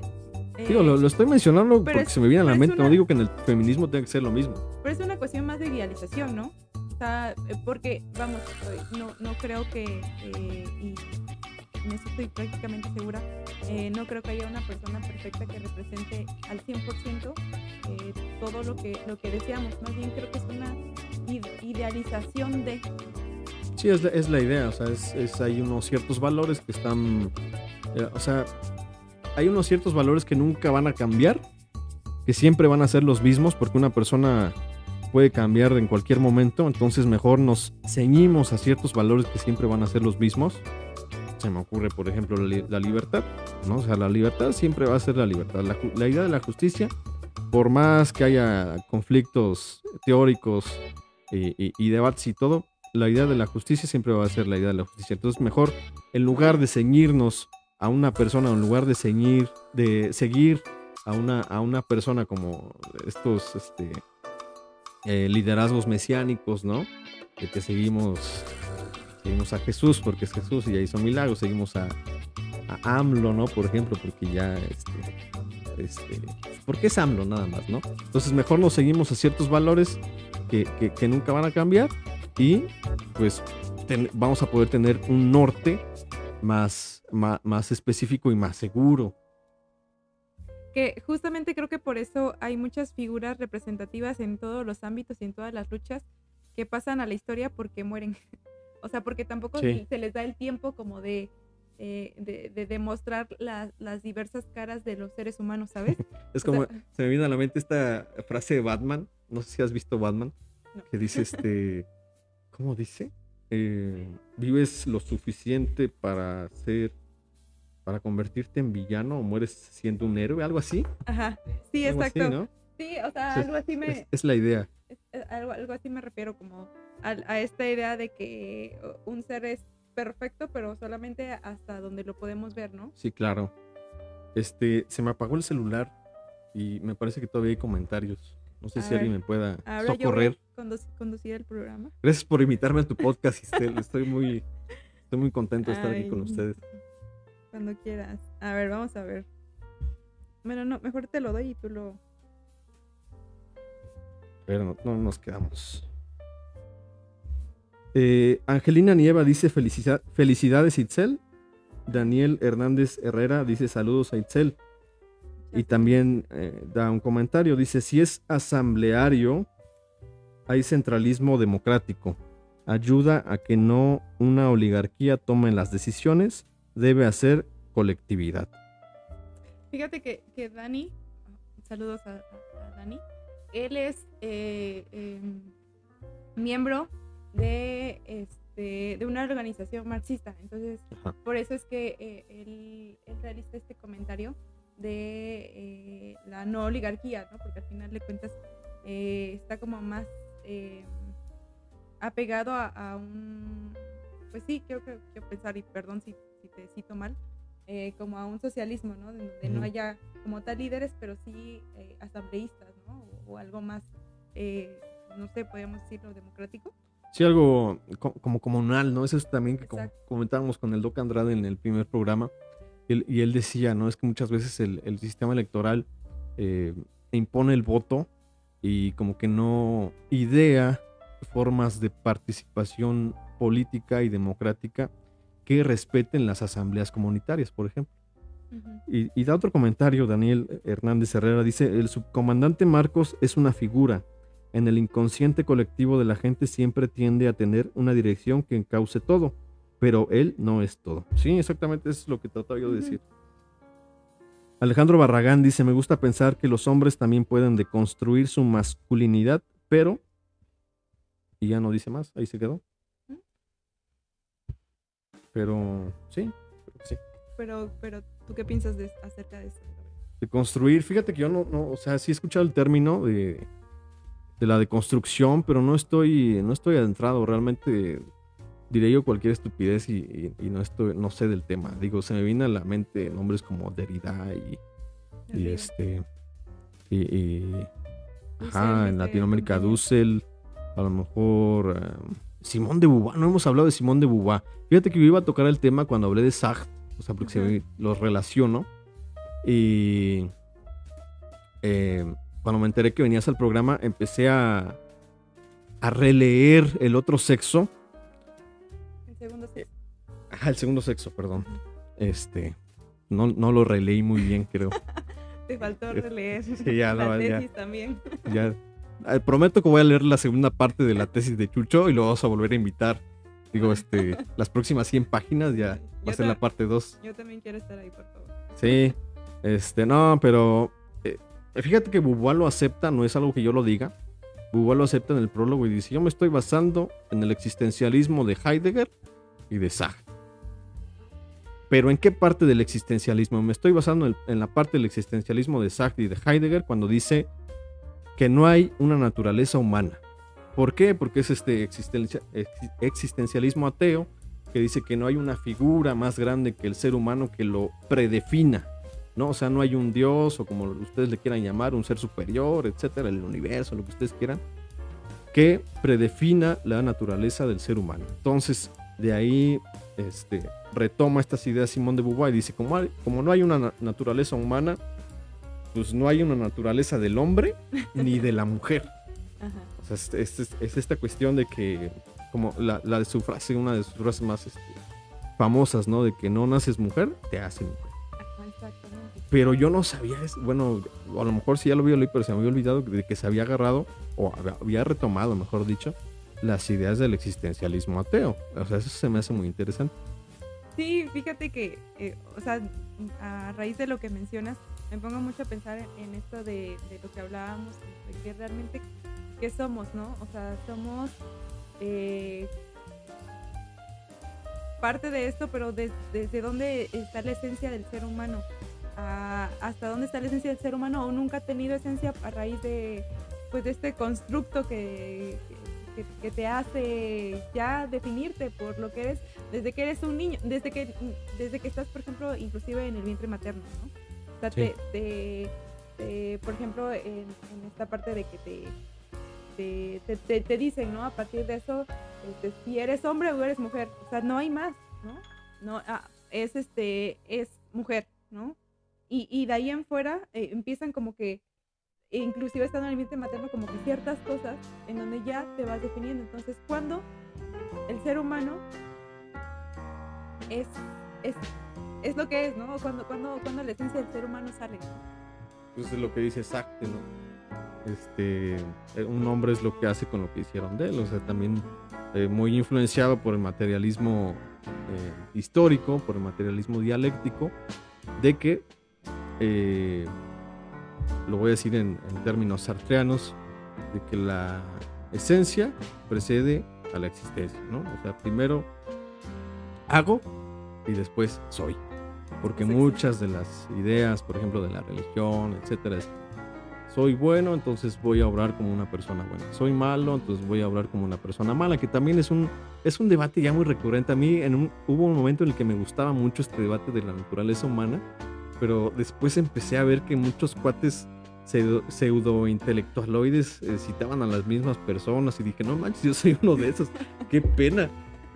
Porque lo llegué a hacer, o sea, yo me sentía muy pinche original citando a Maquiavelo y decía, no, es que Maquiavelo dice que el hombre es un zorro, es un león, ¿no? Entonces es malo.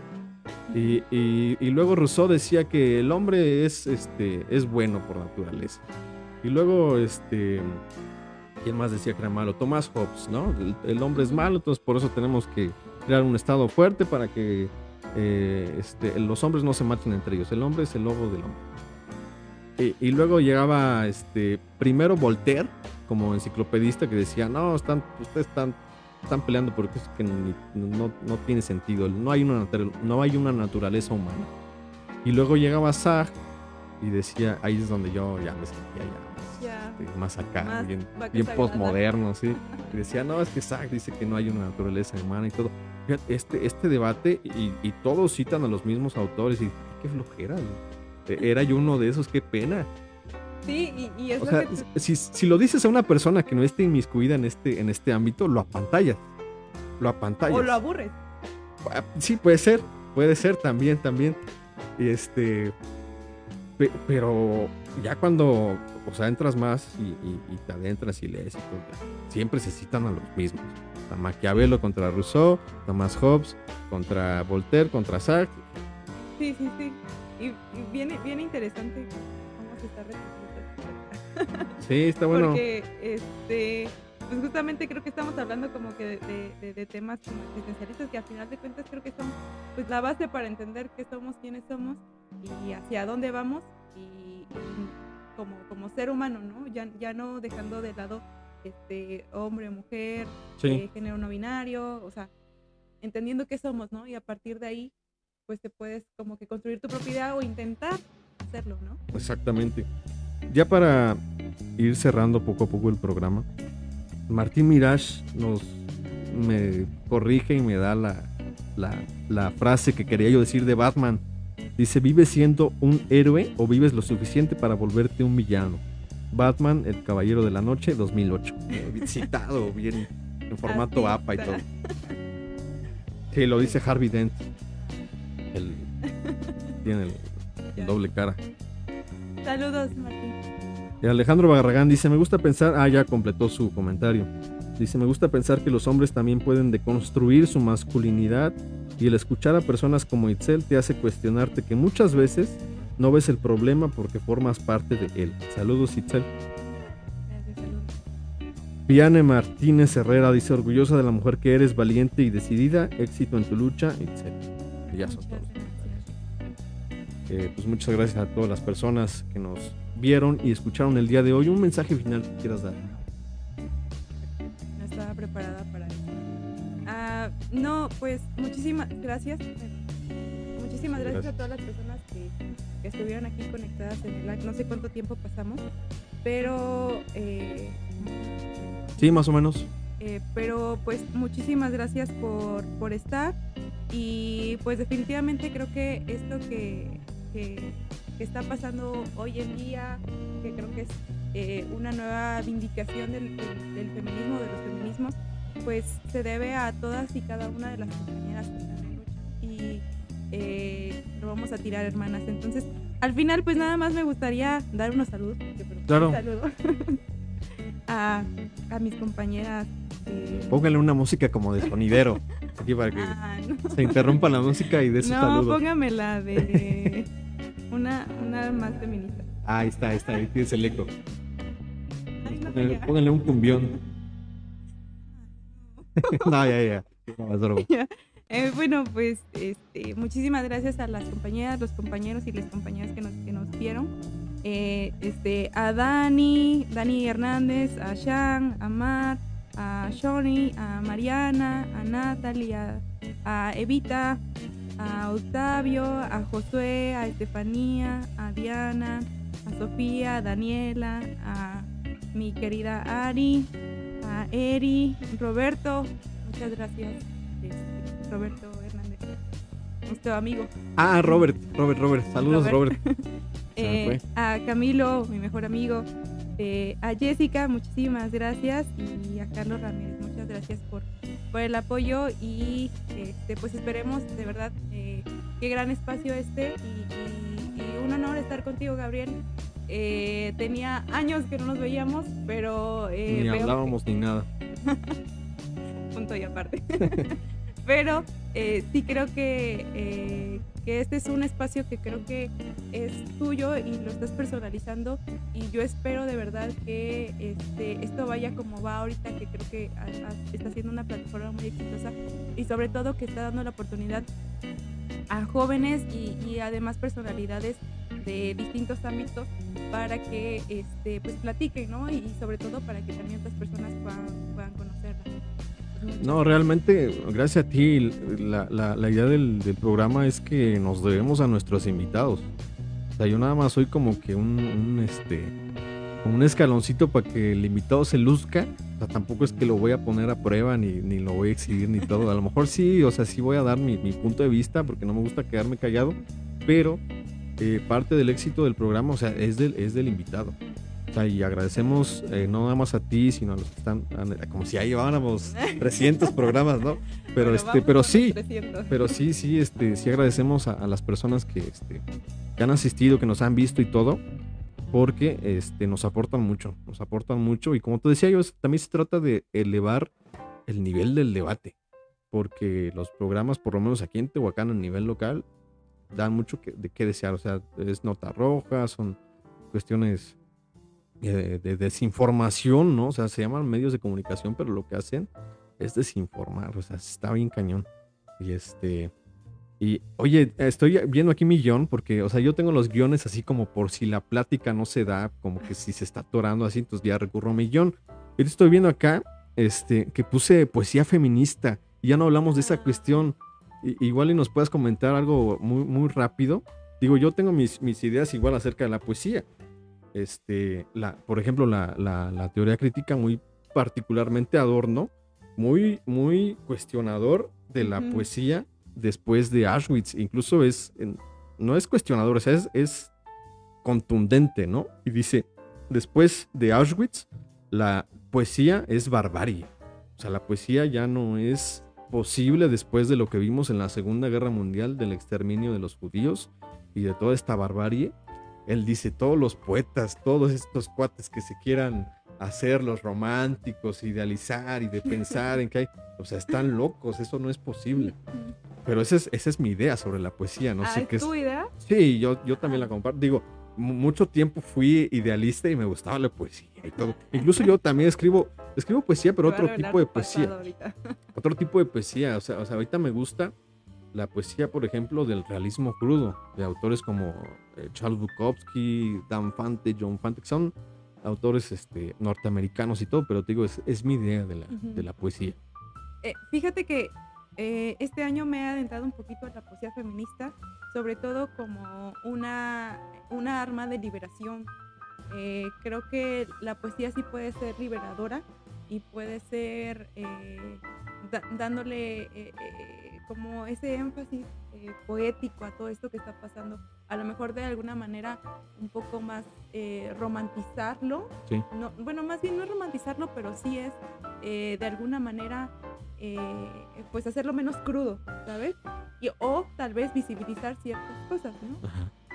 Entonces, en este año sí me he adentrado bastante en la poesía, y sobre todo de mis dos autoras favoritas, que es isomexicanas, Rosario Castellanos y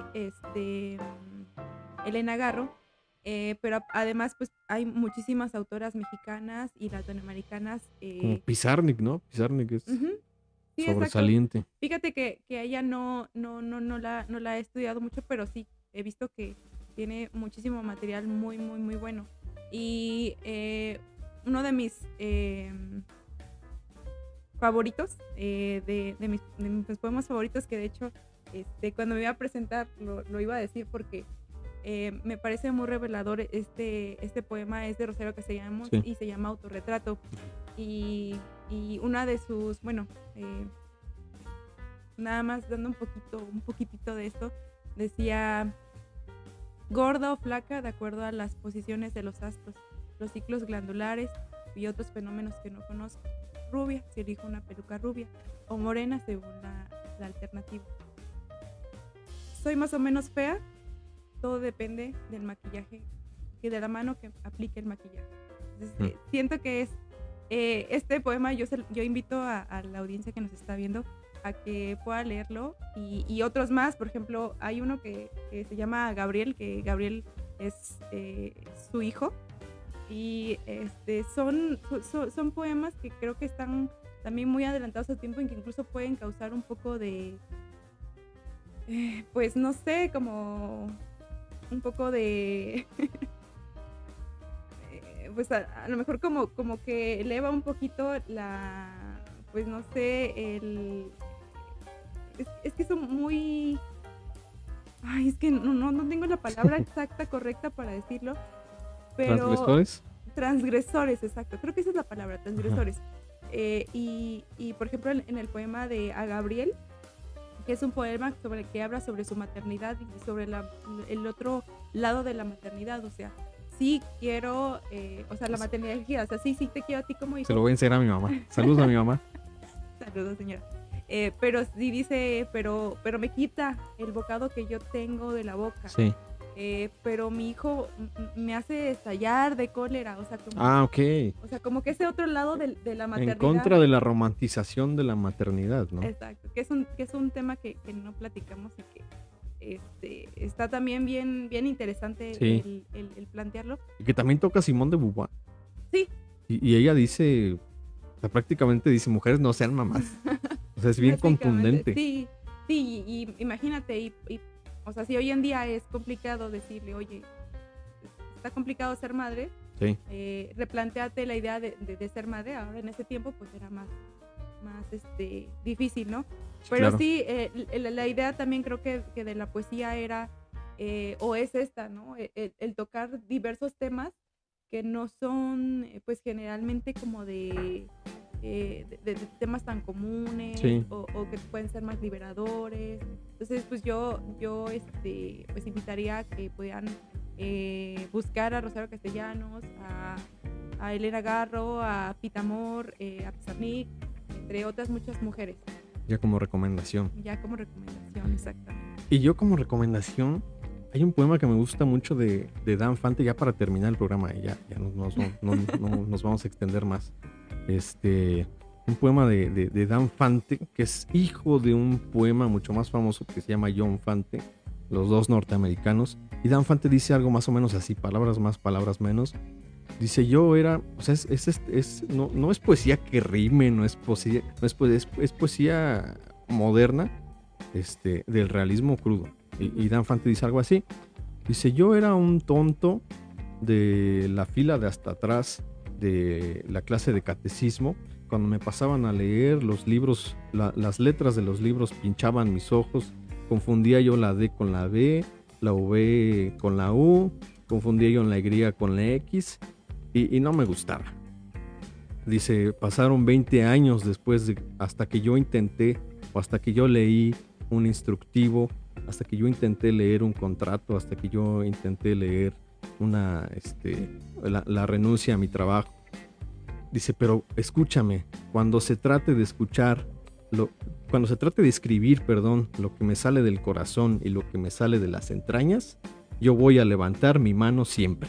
Y así termina, es uno de mis poemas favoritos. Entonces, pues ya, ¿algún otro mensaje final o ya es todo? No, es todo, muchas gracias. Igual, nuevamente agradecer porque creo que se agradecen estos espacios, se agradece las invitaciones y pues nada, gracias Gabriel, gracias equipo de Vociferoces por darme la oportunidad. No, gracias a ti por estar acá con nosotros. Y bueno, hemos llegado al final de la tercera emisión del podcast Factotum, Literatura y Sociedad. Yo soy Gabo Resillas, les agradecemos a todos y todas, aquí para complacer a nuestra invitada, a todos y todas las que estuvieron con nosotros. Es la única vez que lo voy a hacer. Nos vemos en la cuarta emisión de Factotum, Literatura y Sociedad. Muchas gracias.